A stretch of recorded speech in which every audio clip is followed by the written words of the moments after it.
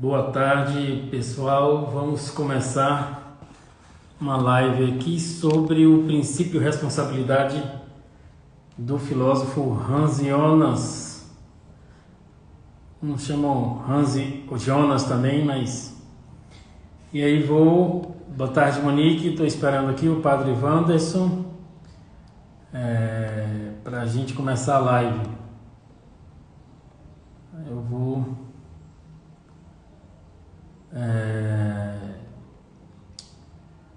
aqui colocar o título da live. Vamos ver se o padre aparece. Vamos ver. Eu até comecei a fazer iniciei uma live aqui há pouco e voltei porque eu tinha deixado minhas anotações em outro lugar.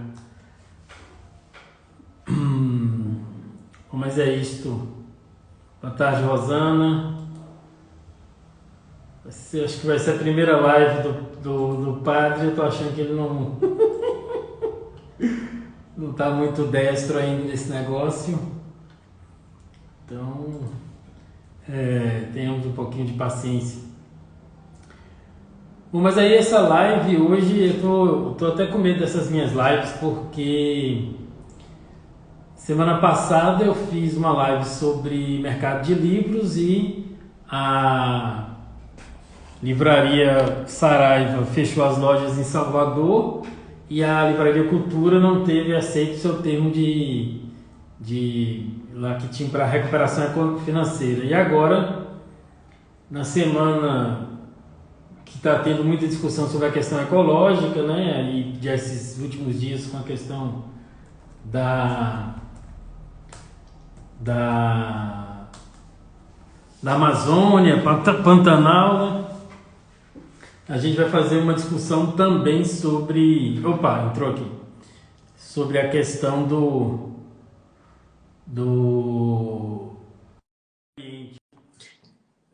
porque a ética do Hans Jonas não se circunscreve ao meio ambiente, mas tem um forte apelo em relação a isso. Então são coisas que vão deixando a gente preocupados aí de estar acertando no sentido ruim de estar acertando. Opa, boa tarde. E aí, irmão? Tudo bem? Graças a Deus. Desculpa o atraso. Tranquilo. Eu até mandei notícia aqui no Facebook. Será que esqueceu? Não. Tá, É porque eu estava ajeitando aqui a posição do celular. E aí, Elton? De boa. Você tá bem, né? Graças a Deus. Estamos aqui em Anagé. Uma nova realidade aí. Nova realidade, nova missão. Muito bem. Nova condição. Muito bom, estou muito feliz. Nova condição humana. Muito bem. E aí eu estou falando aqui que eu estou até com medo, porque semana passada eu fiz uma live sobre o mercado financeiro, a Saraiva que foi em Salvador, a cultura decretou falência praticamente. E agora, nesta semana tranquila que nós estamos... O Pantanal está pegando fogo. Eu estou até com medo. Mas há de dar tudo certo. Bom, agradeço muito, Wanderson, sua disponibilidade. Conversar contigo é uma coisa sempre muito boa. E uma alegria. Para muitas pessoas sobre isso, né? Que tem muita gente falando coisas boas aí que às vezes ninguém está sabendo. Então é a hora que a gente... Esse lugarzinho aqui que não tem grandes pretensões, pretende... Não, é uma ágora virtual. Isso, abrir isso. E aqui é o papo virtual mesmo, a gente já conversa muito. Dessa vez você não tá com violão aí para tocar uma moda, mas de outras vezes a gente faz uma live musical. O violão tá ali, depois a gente pode até ver uma coisinha ali, né? E hoje é vivo, corre perigo. Cipó Caboclo tá subindo na viola. Já dá para fazer mesmo, ó. Hoje é vivo, corre perigo. Essa frase raramente está tão verdadeira. Eu escutei essa música, eu tinha 10 anos de idade, essa música me marcou muito, viu? Essa música marcou muito a nós aqui. Muito bom. É O uma pessoal boa do Museu lembrança, apesar Regional de ser entrou aí. uma música tensa, né? Assim, pelo que ela diz, Aham, sim. e vai piorando. Aham, Bom, sim, mas sim. vamos começar. Eu vou falar um pouquinho aqui sobre o Hans Jonas, assim, só para quem nunca ouviu falar, ficar sabendo um pouco, mas é coisa bem rápida. O Hans Jonas, ele é alemão, né? Só que ele é um Uhum, judeu alemão, ou seja, ele nasceu na Alemanha em 1903 e uhum, de origem judaica. Então, durante uma parte da vida dele, ele viveu mais ou menos normal, como os alemães judeus, os judeus na Alemanha viviam, mas ele uhum, pegou ali fortemente a questão do nazismo, né? A questão ali uhum, da perseguição, ele fugiu, uhum, num determinado momento foi os Estados Unidos, depois voltou na Segunda Guerra, ainda durante a uhum, Segunda Guerra, e entrou num batalhão que tinha, um batalhão do exército inglês, mas só com judeus, e foi para lutar contra Hitler, né? E ele uhum, viveu sim. muito tempo nos Estados Unidos, no final da vida, acho que voltou a fazer viagens para os Estados Unidos, mas não voltou a morar, viagens para a Alemanha, mas não voltou a morar lá. E o Hans Jonas Uhum. tem uma coisa que é muito curiosa, ele estudou com Heidegger e com Husserl, e o orientador de doutorado dele foi o Heidegger, né? Então tem Uhum, uma presença forte, e essa coisa uhum, curiosa, né? Quer dizer, que é um judeu que é orientado por um filósofo que em algum momento, né, teve uma relação com o partido nazista, foi reitor da universidade e tal. sim. Então são coisas assim que a gente vê que a vida é muito complexa, né? E o Hans Uhum, Jonas, ele então assim, tem muitos trabalhos, muita coisa ele escreveu em inglês, mas ele basicamente toda a sua obra é em alemão, que ele faz, né, assim, a autoria dessa obra em alemão. E ele, como bom fenomenólogo, viveu muito, ou seja, Hans Jonas, é por isso que eu aderi à fenomenologia. Minha esperança é viver bastante. Morreu com 90 anos. Morreu com 90 anos, morreu quase 90 anos, né? Ele ia fazer 90 anos, morreu em Aham, 1993, então, assim, relativamente recente, né? E ele tem uhum, esse pensamento, quer dizer assim, eu acho que algumas coisas são fundamentais no pensamento do Hans Jonas, que é uma coisa assim de um olhar para uma questão da vida humana genuína e um olhar que um filósofo passa a ter de uma certa descentralização, mas não é que o homem deixe de ter a sua centralidade na, na, tipo assim, no mundo humano, né? No mundo, na sim. verdade, nesse Uhum, planeta. Mas é que o olhar, até mesmo para a natureza, ele é necessário até para poder manter essa condição de responsabilidade a qual o homem seria o ser capaz, né? Assim, digamos assim, uhum, porque ele é capaz tanto de destruir como de se responsabilizar. E uma outra sim. coisa que eu acho muito bom no pensamento do Hans Jonas é essa coisa que ele não fica somente no aqui e agora, não é uma visão de mundo do aqui e agora. Ele pensa numa coisa tanto de nós enquanto passado e de nós em relação a uma responsabilidade para o futuro. Então é muito Uhum, curioso, né, que a gente sai desse limite que relativamente as éticas até então trabalhavam.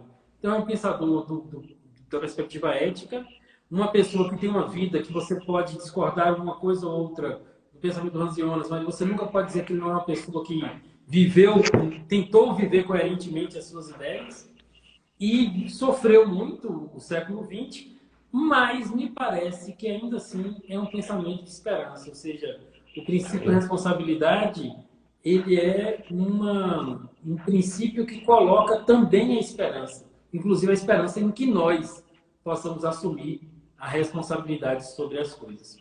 E aí o padre Uhum, Wanderson está aqui porque está trabalhando com uns alunos aí, né, do Instituto. aham. Já até botou para quem não aparecer aqui vai levar falta, né, já.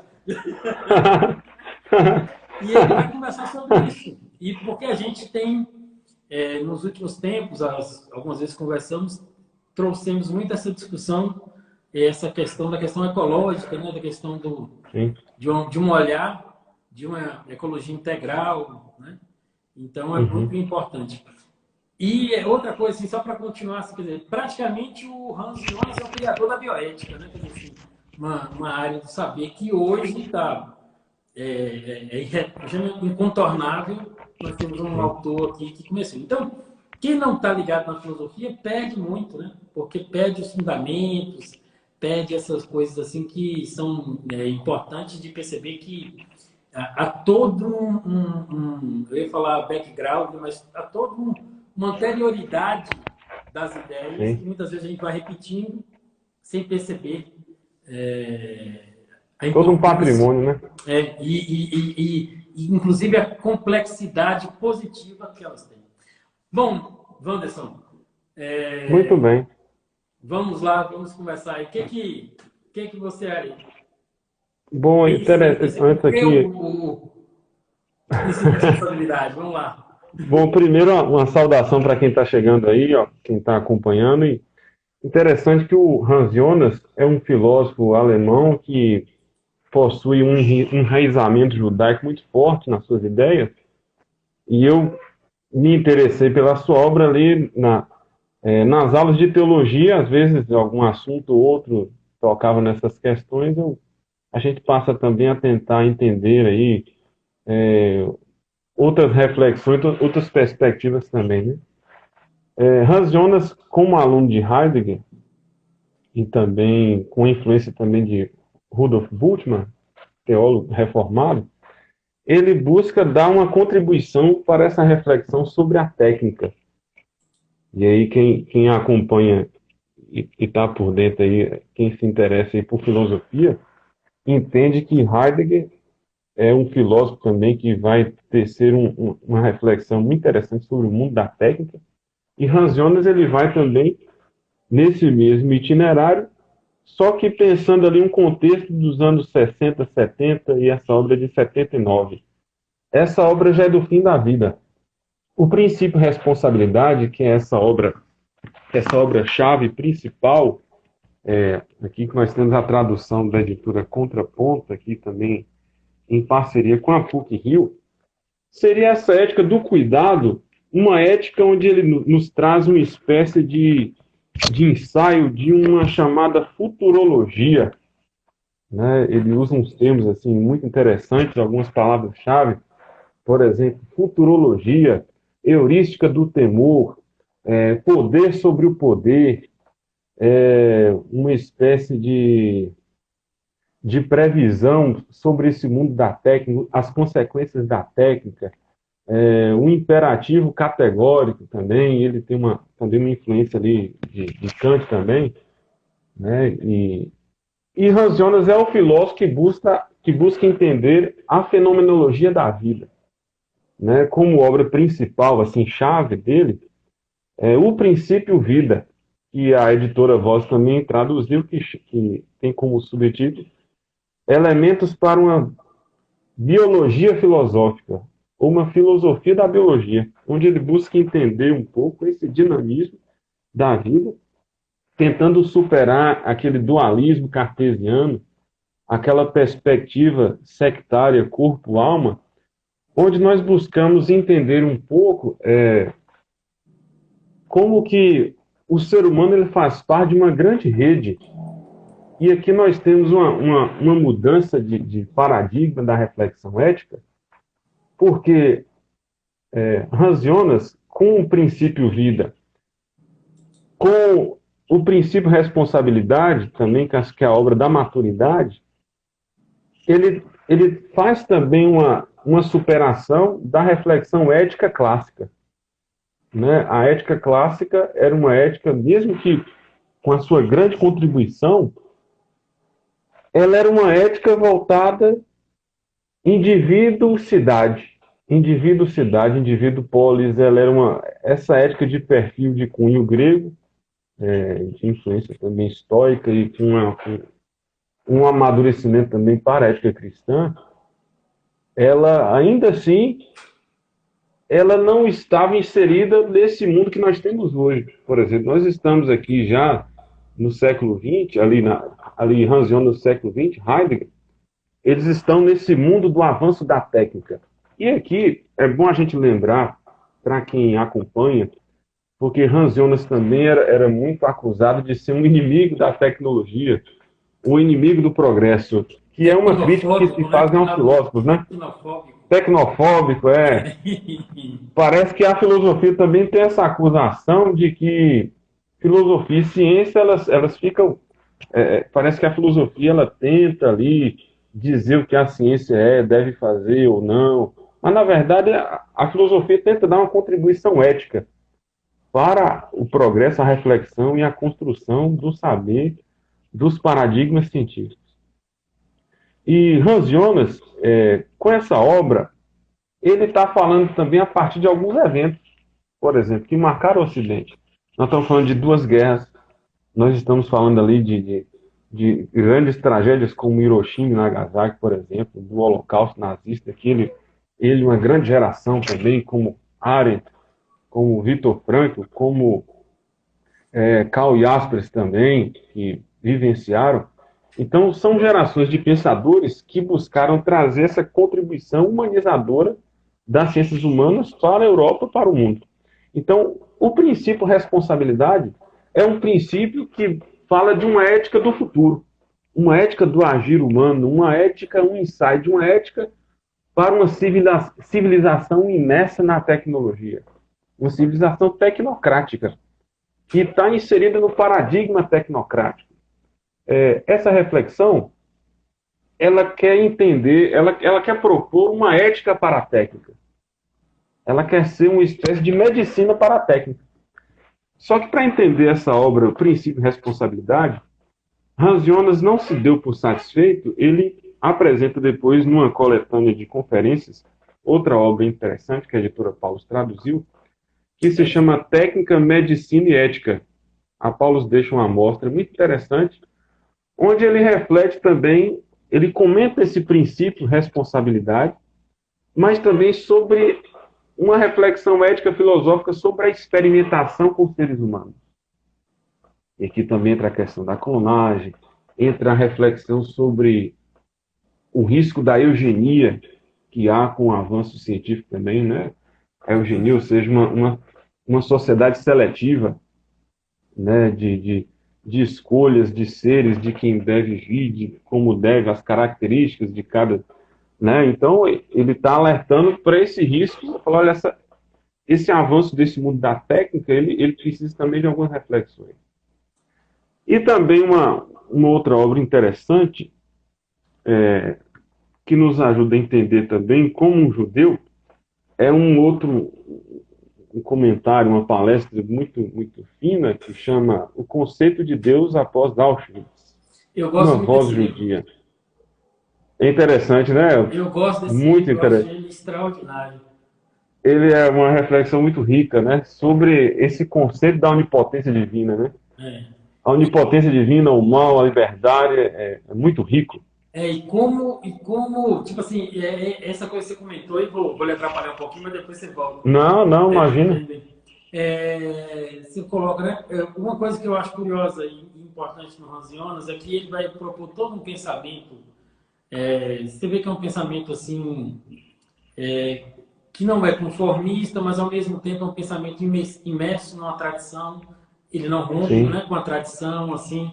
Ele é um judeu, ele incorpora isso na sua vida, no seu pensamento, mas não vai falar de coisas do tipo assim, não vai fazer isso como sem encarar a realidade das coisas. Quer dizer assim, como é que para um judeu você tem um evento como a Segunda Guerra Mundial, o Auschwitz ou o Holocausto como um todo, e você sai amanhã e fala assim, é isso mesmo, quer dizer assim, não tem como, né?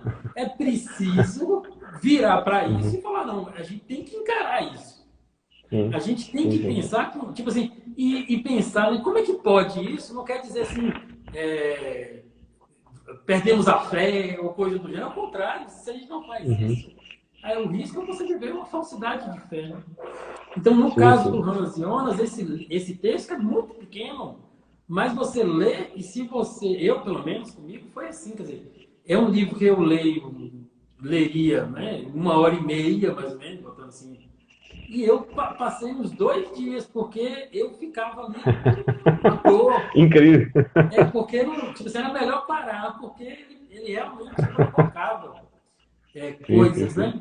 E aí que eu acho que isso, assim, para nós, assim, para pessoas que não estão querendo esconder a própria realidade, é isso que me parece importante no Hans Jonas. Para mim, né, assim, uma identificação com ele, quer dizer assim, é dentro da própria tradição, vista com um olhar de verdade, não com um olhar de ilusão, né, um olhar ilusório, que eu sou capaz de refletir e afirmar a minha tradição ainda assim. Então, esse Exato. livro, quer dizer, você pensa, um dos subtítulos dele aí também é Uma Voz Judia, quer dizer, é um Uma cara voz judia. mais qualificado para falar É, sobre Deus depois do Holocausto, é um judeu.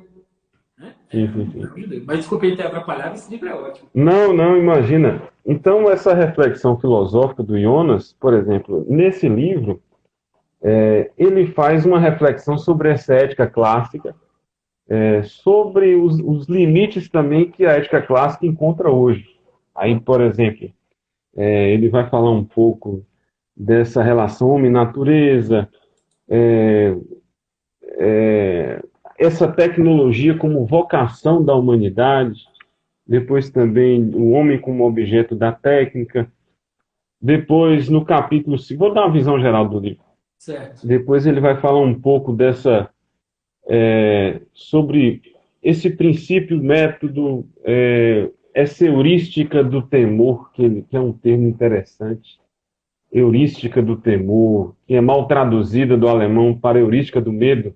Uhum. Ele sugere que seja os comentaristas, o Gelson Oliveira, que é um coordenador do GT Hans Jonas Brasil, Que ele fez uma sugere live hoje heurística do sobre o temor. Hans Jonas, sabia? Eu tenho um Mas contato dele no Instagram, eu vi mais os dias eu cedo, eu falei, conversei meu com ele. Deus do céu, o que é isso? Esse Não, povo... tem crescido bastante, tem surgido muitas traduções para a língua portuguesa, porque a gente está falando de grandes temas, de dilemas éticos, como a ecologia, como a reprodução humana. Nós estamos falando aqui dessa perspectiva mais holística também, que o homem é chamado a perceber, né? Também a contribuição das religiões, e aqui como padre também, eu falo também a partir de uma contribuição que a fé cristã tem dado também para a questão ecológica, aí, com a Laudato Si, de Francisco também. De uma tradição, Então, né? Uma tradição. exato, uma tradição de doutrina social muito bonita. Depois ele nos fala assim, desse dever para com o futuro. Depois a questão do ser, ele como discípulo de Heidegger também, o bem, o dever e o ser, essa teoria da responsabilidade, a responsabilidade natural, contratual. Ele faz também uma analogia dessa dimensão do cuidado do homem com o cosmos, com o seu espaço, numa analogia, os pais, e o homem, né? Pais e homem público, esse cuidado que o homem é chamado a ter com o seu espaço, com a sua realidade, na perspectiva também do pai que é chamado a cuidar do filho. Mesmo que o filho não entenda, mas o pai tem que cuidar. Cuidar, né? Uhum. Depois ele fala desse futuro ameaçado e essa ideia de progresso. Ele faz uma crítica também tanto ao capitalismo, tanto ao marxismo, como teorias que ambas fracassaram um pouco nessa compreensão.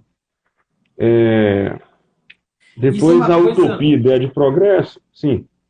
isso é uma coisa importante marcar, porque eu não sei se a gente vai voltar nela, mas é uma coisa importante, Uhum. assim, é que tanto a perspectiva capitalista quanto a perspectiva socialista, elas foram muito antiecológicas nas suas implantações. Quer dizer, se a Uhum. gente pensar Chernobyl, né, assim, né, pensando de Sim. maneira... E a bomba atômica, quer dizer assim, são formas de tratar a questão ecológica Uhum. sem o devido olhar, né?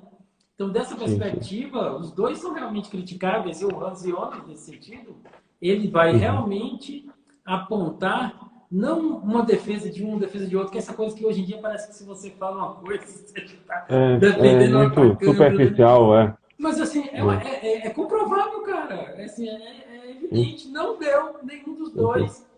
deu Aham, sim, conta, sim. né? Então a gente precisa perceber isso, né? É uma Enquanto emergência sociedade. de uma nova ética, de uma nova economia, né? De uma nova. Exatamente. E é uma nova que não seja uma que tenha, na minha perspectiva, o Hans Jonas não falou isso, né?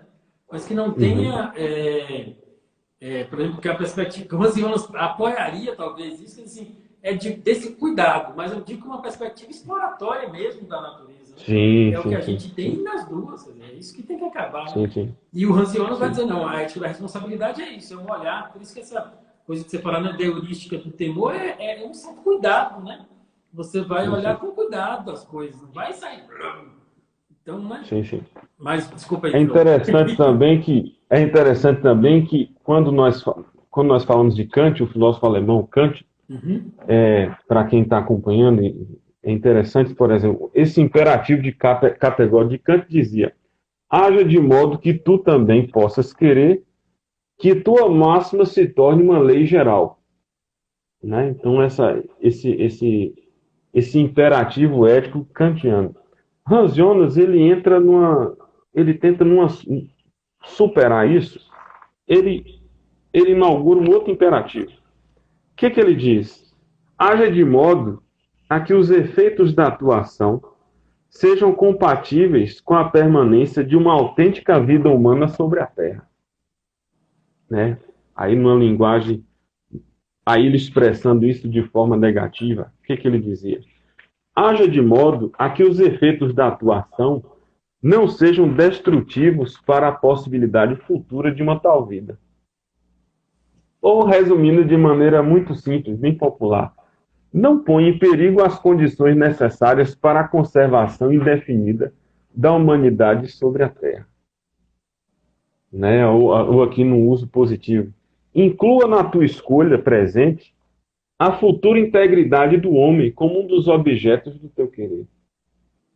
Então, nós estamos falando aqui de uma ética do futuro, ou seja, de uma ética que pensa gerações, de uma ética que tenta superar aquela compreensão clássica da ética do indivíduo, a ética que se limitava a um certo ascetismo moral virtuoso, mas que, claro, por consequência também do seu mundo, não dá mais conta hoje também de pensar as grandes questões emergentes da vida.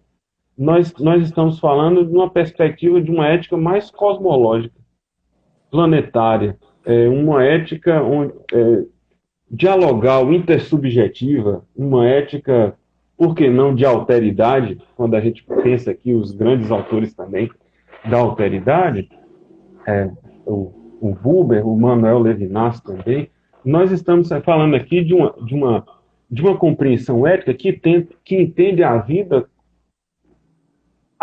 que quer viver, a vida que tem um dinamismo próprio, a vida que ela tem um ciclo, que tem uma fenomenologia, que tem uma sacralidade, que tem algo de belo escondido nela. E que a nossa ética ocidental ela não tem sido capaz de levar em consideração isso.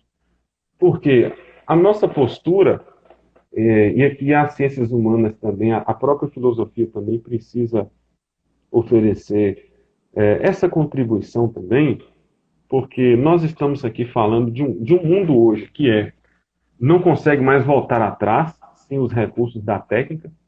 É impossível pensar o mundo hoje sem a tecnologia, sem a biotecnologia, a bioenergética, sem a biomedicina. Não se pensa mais isso, um mundo sem esses recursos. Mas o que a gente precisa pensar é que o ser humano ele tem sido instrumentalizado por essa técnica, ao invés de ser aquele que, que, é ser, que serve dela para o bem, para o progresso, para o coletivo, para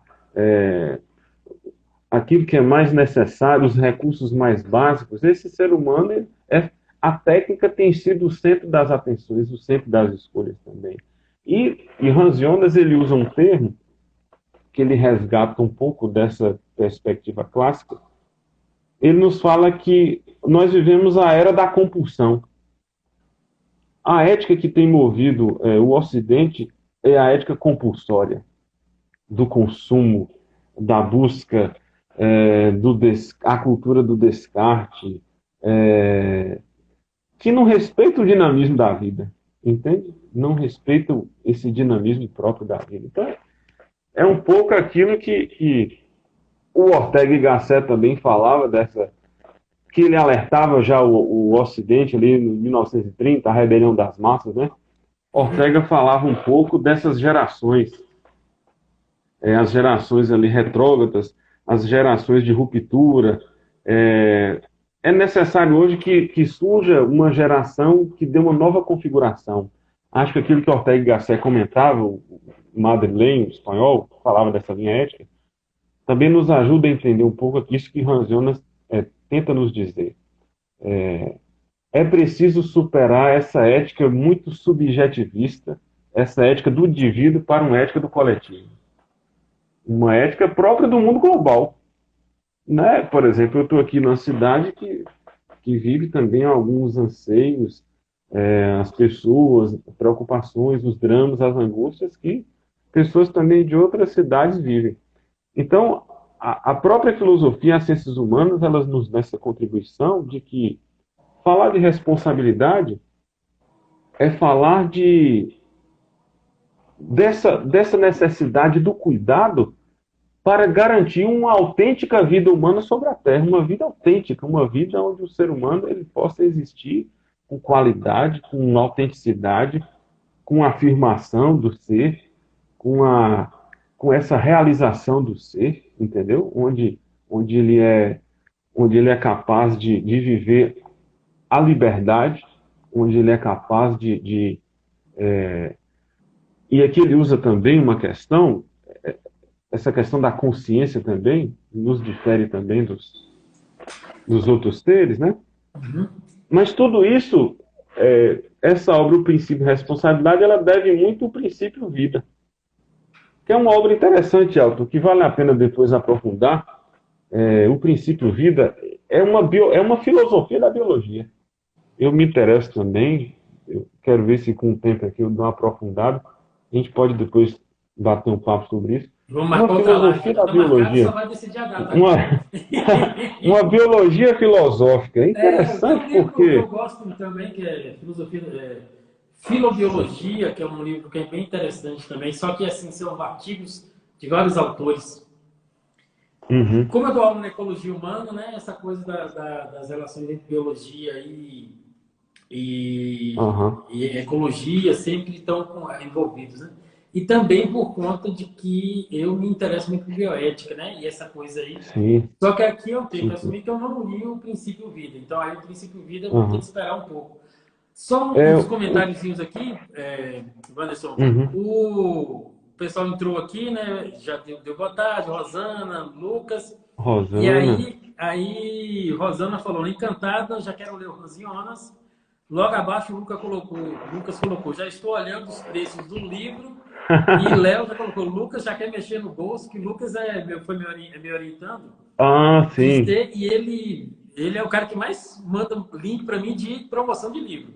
Se ele estiver comprando os livros que ele manda o link para mim, eu estou com um livro aqui de Riquet que eu vou ter que comprar, porque ele mandou o link ontem, aí está aqui doendo em minha cabeça. E ele comenta também, né, que interessante esse imperativo e tal, e muito interessante a filosofia da biologia. Léo, que é outro orientando meu também, comentou aqui. Mas o que e aí o pessoal pode ir comentando que de vez em quando eu dou um negócio, pode fazer perguntas também que a gente vai tentar responder. Muita gente boa chegando aí também. Só para quem está chegando agora, a gente está falando de filosofia e especialmente do autor Hans Jonas sobre o princípio responsabilidade, que é uma ética para uma civilização tecnológica. Tem a ver também com esse contexto nosso. Né? Isso. Eu estava pensando aqui, enquanto você estava falando, né, quer dizer, assim, sobre essa coisa de uma ética coletiva, porque quando a gente fala assim que é uma ética coletiva, já tem gente que acha que fala assim, então vou perder a individualidade, mas assim, como, né? Como se uma ética coletiva, minha gente, a pessoa vai junto, ela não é um coletivismo, a ética coletiva é você pensa o coletivo e como pensa a si mesmo. Se você pegar lá aquele movimento, né, versículo que diz amar ao próximo como a ti mesmo, está falando de uma ética coletiva. É uma ética que fala de Aham. si e do outro. O coletivo você Sim, também está sim, sim. envolvido, não é uma ética que eu vou Sim. digamos assim, me acabar em função do outro, não é assim como se fosse isso. Me anular totalmente em função do outro. Então, mas assim, essa coisa da ética, e como isso hoje é global. Então, assim, e voltando para o tema da técnica, né? Aham, sim. Heidegger diz que a técnica ela não é neutra. E isso que é uma coisa curiosa. Quando a gente olha para a Uhum. técnica, a gente acha assim, não, fez um celular, o celular é neutro. E é verdade, em si o celular é neutro. Mas os Uhum. usos desse celular ele pode não ser neutro, né? E é o Sim. mau uso que se faz da técnica que é problema. E esse mau uso ele pode ser tanto do ponto de vista genético, desde fazer clonagem de gente, fazer alimentos transgênero, uma série de coisas que a gente Sim. não sabe os impactos disso daqui 20 anos, 30 anos. Hoje Sim, está sim. todo mundo normal, daqui 20 anos, como é que vai ser? Sim, Então, sim. não é que a gente Exato. vai ficar, vamos acabar com todos os transgêneros ou com toda a pesquisa científica. Não, mas vamos ter uma parcimônia no ato, né? Então você já vai se fazendo Uhum. tudo. E, por exemplo, você pega aí e tem a outra coisa que é evidentemente exploratória. Esse ano mesmo já encontrou uns 2 ou 3 garimpos ilegais em área indígena. Quer dizer, assim, é uma coisa que não faz sentido, né? O cara vai lá com a máquina e faz exploração e joga coisa. Aqui em Caetité a gente teve um negócio lá do urânio, né? Quer dizer, então são Sim. coisas. Tem o uso que se pode existir e tem o uso que pode ser, digamos, regulado, né? E deve ser regulado e tal. E aí, sim, mas chegando ao ponto que eu queria juntar as duas coisas aí. Quando a gente fala isso, eu vi agora um documentário na Netflix sobre chamado Dilema das Redes. E tem lá um Uhum. dado que fala sobre as redes sociais, o impacto disso, como o algoritmo não está nem aí para a verdade. Ele está querendo ver se vende, né, se chama, se catalisa as pessoas. E aí lá nesse documentário tem um trecho que é muito interessante, que diz assim, quer dizer, colocando em dúvida, né, a possibilidade das redes sociais impactarem, por exemplo, no índice de automutilação e no índice de suicídios.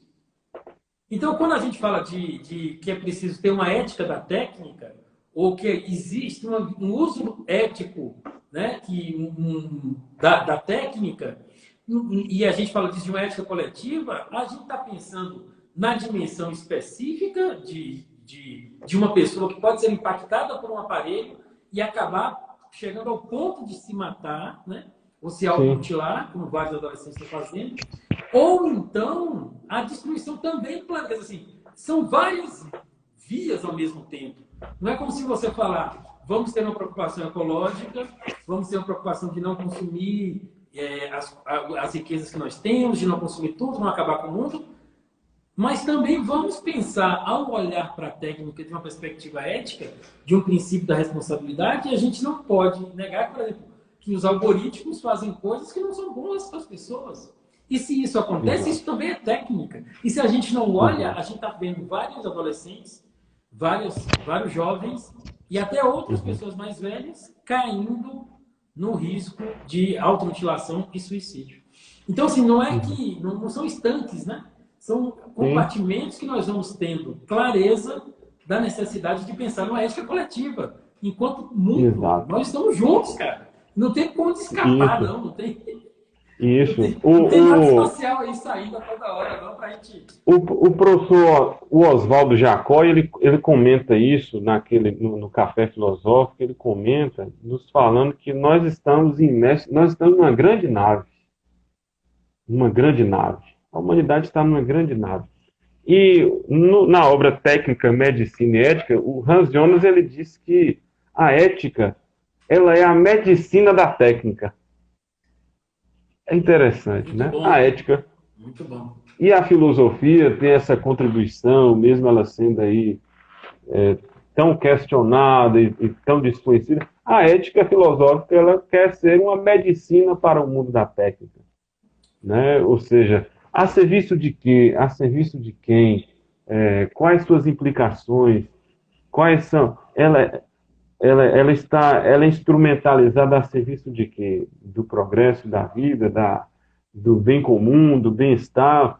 ou apenas de uma livre escolha, ou apenas da sociedade compulsória, porque nós também estamos lembrar também que a gente vive na realidade. Lembra daquele livro do coreano da Sociedade do Cansaço? Uhum.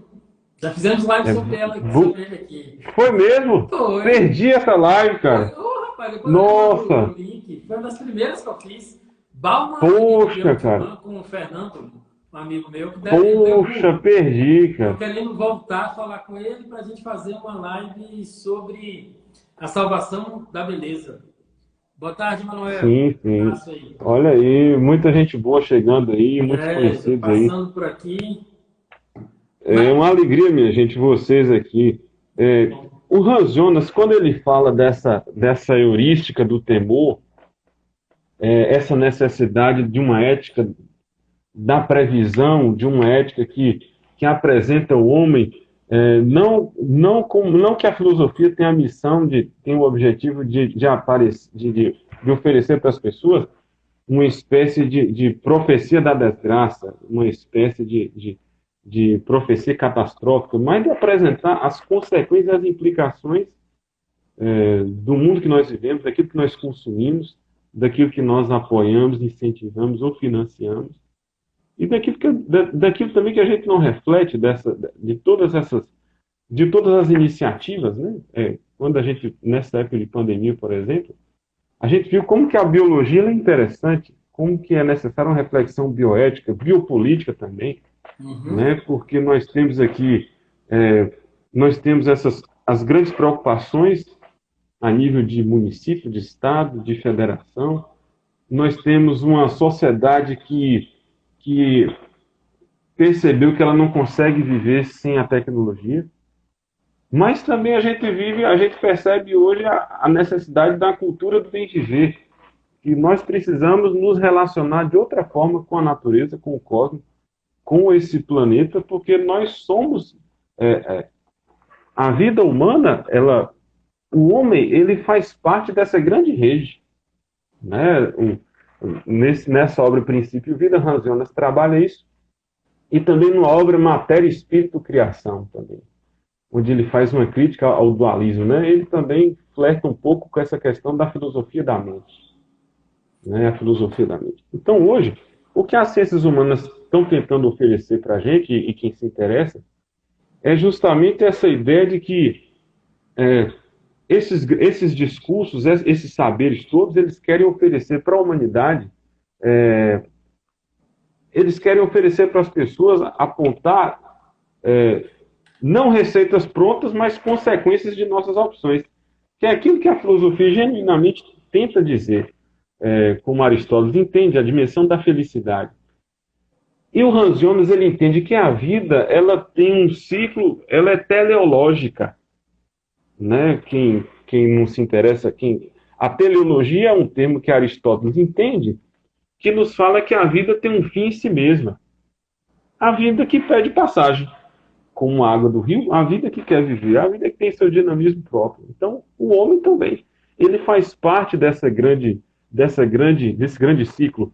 A gente precisa superar essa ética antropocêntrica, meramente antropocêntrica, porque ela tem sido nefasta.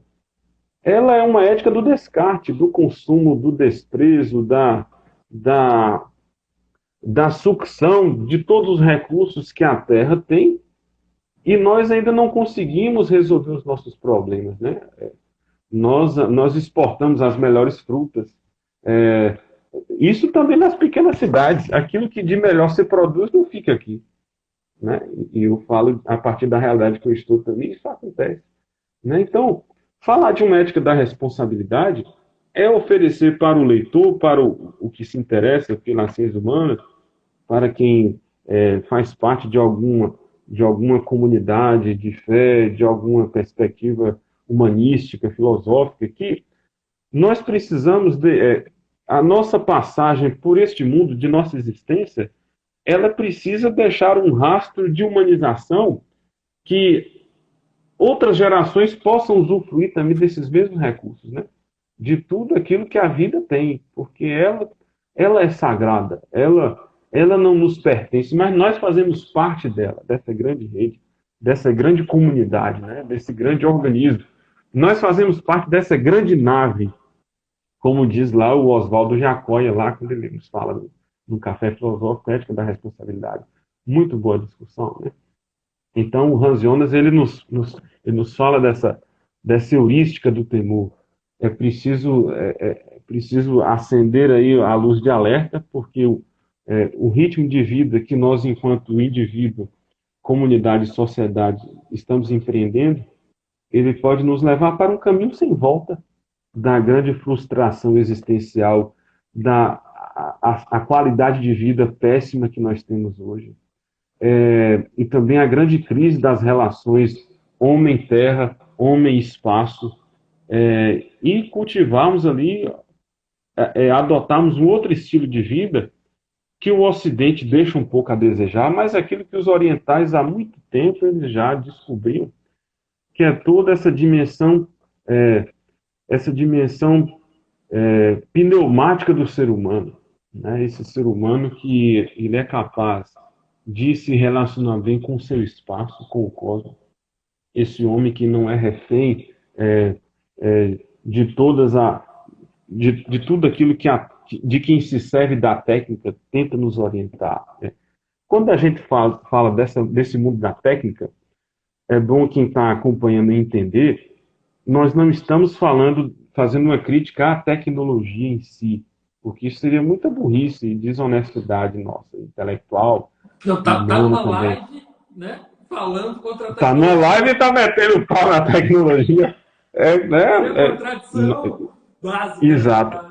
Nós estamos falando que o processo, o acesso aos bens tecnológicos, a civilização tecnocrática, ela precisa oferecer para as pessoas possibilidades para que elas possam construir também uma autêntica vida humana sobre a Terra. Nós estamos aqui falando de recursos para que a educação possa continuar, para que a experiência comunitária, intersubjetiva, civilizatória possa progredir. Nós estamos falando aqui de que esses bens, esses recursos da técnica, eles podem nos ajudar, devem nos ajudar a conquista de direitos que até certo tempo eles eram refém dos ditames do mundo da economia, do mundo do capital e tudo mais. A gente precisa superar essa privatização dos bens tecnocráticos, dos bens tecnológicos, para que nós também possamos pensar, e quem está nesse mundo mais genuíno, quem não é tão imerso nesse mundo da técnica, também possa dar sua contribuição. Olha, essas ferramentas aqui, elas podem nos servir para isso e para aquilo, né? Para repensar a perspectiva da agricultura familiar, para repensar o incentivo a, as cooperativas de pequenos agricultores, entende? Eu falo isso porque, na realidade que eu estou aqui, são temas que são interessantes e que a filosofia também nos ajuda. Como E distributismo, quando a o gente... cooperativismo é básico na minha cabeça, né? A gente precisa voltar a isso e pensar com mais cuidado, obviamente. E aí é isso, né? Assim,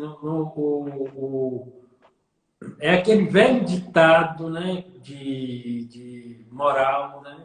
Do conhecimento moral, que é Uhum, o uso não tolhe, o abuso não tolhe o uso. Quer dizer, a gente tem que uhum, evitar o abuso, combater o abuso, para que o uso da tecnologia, no caso aqui, ele seja bem uhum, feito, né? Que ele possa aproximar. Quer dizer, o bem que nessa pandemia o acesso à tecnologia possibilitou. Mas a gente, uhum, ao sim. olhar esse bem, não pode perder em perspectiva que existem vários males que são advindos desde a tecnologia da comunicação, como nós estamos falando aqui agora, como também para a ética ou para outras formas do uso da tecnologia, né? Uma coisa, Uhum, por exemplo, boa da quarentena, que eu acompanhei um pouco, porque eu tenho um certo interesse, é que houve um aumento da compra de comida sem agrotóxicos, né? Comida orgânica. sim. Então, para ver se é um Uhum, fenômeno que aumentou, porque e houve uma diminuição dos intermediários. porque houve a entrega direta, né, da comida durante esse Sim, período, né? sim. Acho que aqui em Uhum, Conquista, pelo menos, tem uns 2 ou 3 que fazem isso, né? E, uhum. então, assim, lugares que tem mais esse acesso foi mais possibilitado, por exemplo, né? Em vários lugares. Então, são coisas assim que a gente pode ir pensando muito dentro de uma realidade, digamos assim, que vai observar uma permanência qualificada da técnica em função da vida, não o contrário. Porque muitas Exato, vezes a muito bom. técnica, a tecnocracia, especialmente, ela vai fazendo em função contra a vida. E é contra a vida em vários sentidos, né? Contra a vida do espírito, né? Quer dizer, as pessoas perdem a concentração para ler, não escutam mais músicas, né? Digamos assim, que possam, né? Elevar o espírito, vamos dizer assim, É levar o espírito humano, né? Sim. elevar o espírito humano. A gente muitas vezes vai percebendo que é preciso que alguma coisa seja feita, alguma parada seja feita, para que a gente possa perceber isso, né? Inclusive, quer dizer, um mundo sem silêncio que a gente vive, né? Hoje em dia, por exemplo, são coisas que isso está na ordem do dia, de como algumas vezes o acesso à técnica nos faz ir para outro caminho muito grande. E essa coisa que você colocou é que é muito importante, quer dizer, praticamente, e a gente que não está fazendo oposição entre Estado e mundo privado, mas basicamente é um lucro muito grande que a técnica possibilita e que quem tem, às vezes, a possibilidade de lucrar, não olha para mais ninguém, não olha para mais nada. Isso não pode, o critério não pode ser o lucro, né, indiscriminado. O critério é a vida, né? A vida Sim, humana, a vida do planeta, a vida da natureza e a vida das futuras gerações. Quer dizer, isso também tem que estar na exato. ordem do dia. Tem uma coisa que eu gosto do princípio responsabilidade, assim, né? Que em grandes linhas ele vai propor, né? Que é uma responsabilidade com a natureza, uma responsabilidade com o outro e consigo, né? Uma Uhum, responsabilidade com os não nascidos, né? Tanto que o Hans Jonas ele vai colocar um conceito que eu só vi com ele, né? Que é a alteridade, ou seja, a gente fala de alteridade, que é o outro, mas existe uma uhum, alteridade, quer dizer, eu tenho que pensar quando eu ajo, ou nós temos que pensar civilizacionalmente quando agimos, e os nossos filhos, e os nossos netos, que mundo eu deixo para, né, para essas futuras uhum, gerações? Que aí eu posso exato. pensar despersonalizada, como futuras gerações, Uhum, sem que eu. Ou posso pensar a partir de mim, quer dizer, são meus netos, meus filhos, meus bisnetos viverão. Que sim. mundo eu vou deixar para esse povo? Eles viram para mim e falam, mas, né? Como é que você fez isso? Né? Que mundo foi esse que você deixou Parece para mim? que, parece que o mundo da técnica, se ele não tiver essa reflexão ética, essa humanização da técnica que a filosofia propõe, parece que a técnica, o mundo da técnica, sempre vai ter que produzir algo para remediar os problemas que ela mesma gera. Exatamente. Parece que é mais técnica que vai resolver. Ela tem que consertar sempre um estrago que. Entende, Elton? Que é uma coisa que Né? está nesse filme, nesse documentário Os Dilemas da Rede. Quer dizer, eles acham que vão sempre Dilemas da melhorar o rede. algoritmo para resolver o problema. Mas só fazer aqui, Uhum. antes que eu esqueça, a Edenise, né, falou aqui parabéns pela É temática, Denise. live de Denise é excelência. professora aí. E também ela falou pertinentes as colocações, parabéns, obrigado aí. Cleison, E a Emanuel. Rosana coloca aqui, passar esse tempo, vamos analisar a ideia do café filosófico aqui em Conquista, deve ser isso, né? Ó, Vamos fazer que sim, que aí a gente legal, hein? faz e transmite. Nossa, é bom demais, A cara. gente Bom faz e demais, viu? transmite. É uma coisa muito Muito boa. bom, viu? É... Cleison Lemos também, aqui, um irmão aqui, filho do Diácono Ah, Leandro. certo. Cleison. Boa, opa, Tem alguns, beleza. Leandro também, Leandro seminarista, Tudo bem, eu só leio Karine quem também, das escreve. Graças. Quem escreve, eu falo. Tem alguns alunos seus aqui também. Tem Eu, sempre. Léo PS, Lucas É, Soares da Silva. isso aí que eu fui orientando, que já Ah, ele acabou a diz bolsa aqui dele, mas ele sobre, está ali ainda, sobre ele a. ainda está devendo chamada. Ele diz aqui sobre a técnica do compreender Heidegger. Ele está falando com o Deve Lucas, ser o livro do... que eles estão discutindo aí a Ah. questão da técnica. O Léo, de vez em quando, faz essa doideira de ler Heidegger aí, então, cada um com seus Aham. problemas, né? Mas é interessante essas reflexões, porque Olha, o Hans Leonardo. Jonas ele fala de uma futurologia, né? E é uma ética do futuro. É uma ética do presente, mas em vista também do futuro e com reflexões também de contribuições que o passado ofereceu. Lembrar também que o Hans Jonas ele faz uma crítica, não que ele faz uma crítica à ética clássica, né? Grega e tudo mais, mas ele entende que ela hoje ela já não responde tanto, porque os problemas são outros. Uhum. Claro que os problemas são de ordem individual também, problema de virtudes, mas também a gente está falando de um mundo que é pan, é um mundo, nós estamos na pandemia, nós estamos num mundo pan-tecnológico, né? Pan-virtualizado, né? Então, o conhecimento das ciências humanas também tenta oferecer essa contribuição também, porque os problemas que atingem lá a China, que atingem lá a Alemanha, que atingiram a França, atingem a gente. É aquilo que o efeito borboleta, né? Uhum. Aquilo ali reflete também cá. Sim. Né? Então, Monique também aqui, É. entrando aqui, Isso, saudando, isso é Tânia. interessante, é o seguinte, por exemplo, por que uma ética coletiva necessita que as pessoas tenham virtudes? Porque, Uhum, obviamente, que eu, para poder tipo assim, para poder considerar o outro, respeitar o outro, eu tenho que ter várias. Eu tenho que ter a virtude da uhum, paciência, eu tenho que ter a virtude da fortaleza para, né, tolerar, eu tenho que ter a abnegação. Ou seja, não há contradição entre uma coisa e outra, uhum, não há uma cisão. E, obviamente, que se a pessoa não entra nisso, ela inteira, ela não vai dar conta, porque a gente tem que.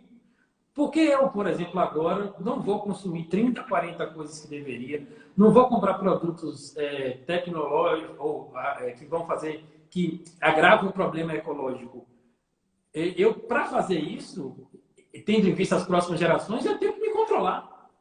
Ou seja, eu tenho uhum. que ter fortaleza para não ser um consumista, para não fechar Sim, sim. aqui a live e comprar 30 livros que eu não tenho, ou 40 anúncios de coisas que vão aparecer aqui daqui até mais tarde, né?